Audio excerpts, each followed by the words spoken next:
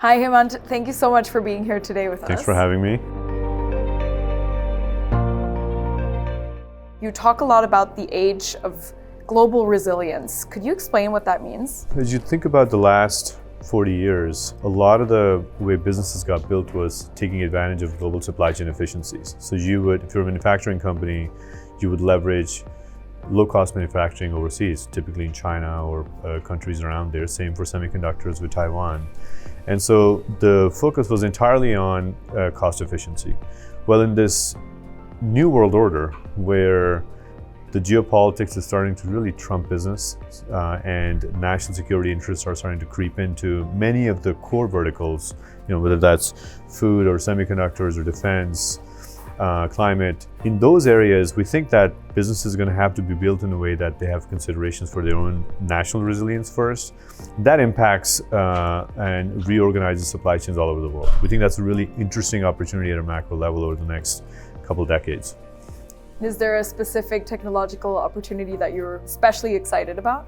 Semiconductors is very interesting because there's a whole new supply chain getting created for that. Climate is another interesting area where a lot of work's going to happen. And what does this all mean for the venture capital industry? Do you think we need to change our model because the capital requirements are different? What are the implications? Yeah, look, I think some of these industries are not where venture typically focused on. When I got into business 20 years ago, it was all about software for efficiency.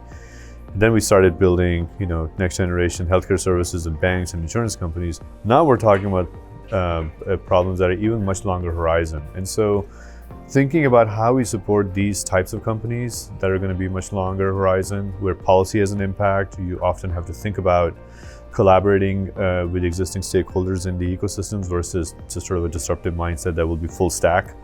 That philosophy will have to be adopted by our industry. What does this mean for your mantra that you're really famous for, move fast and break things? What's the 2023 version of that?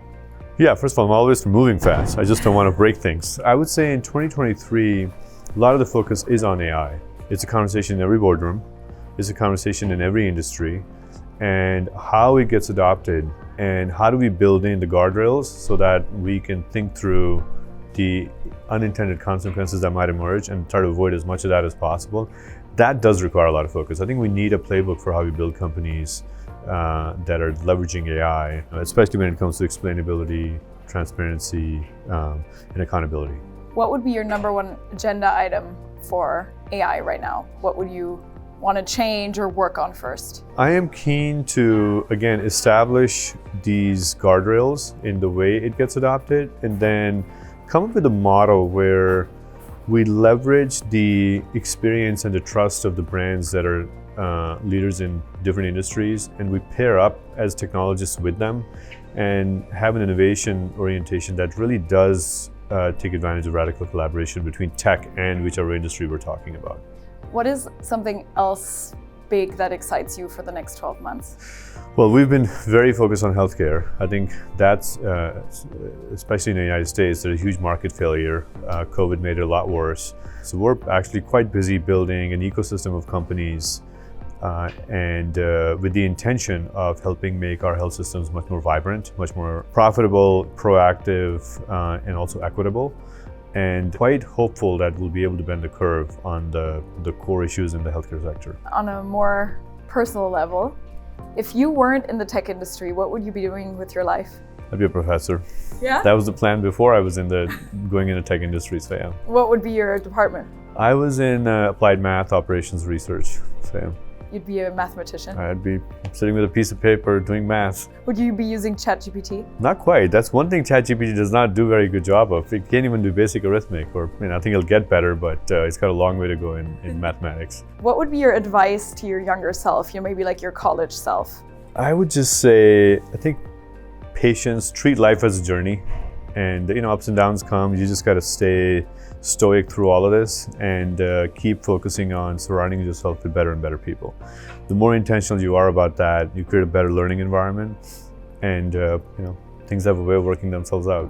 What's your biggest productivity hack that you've learned over the years? Today, for me, the most important thing is when I have an idea, I always think about, is there somebody else who can do it just as well as me, so I can think about the next thing I maybe want to working on versus trying to take everything on myself. So I think that's about just how do you build effective teams. And then I think beyond that, I am constantly reviewing my calendar and rebalancing time. And I've got different frameworks for it. One is obviously balance between work and family. The other is just how much time is spent learning versus helping others. And I do think about sort of in my current role, how much of the time goes into running the firm versus investing, which is very important to be a leader in this industry. What's a rough split that you would go for on the last 4 you mentioned? I try to have 2/3 of my time go into helping existing portfolio companies and making new investments, and 1/3 into running the business. Yeah, and that requires building a really effective team around you, or you can't. Yeah. And how much learning versus helping others? I try to have that be 50-50. Asynchronous or synchronous communication? Asynchronous. A tech team or a commercial team? Commercial team. Grit or quit? Grit. ChatGPT or Stable Diffusion? ChatGPT.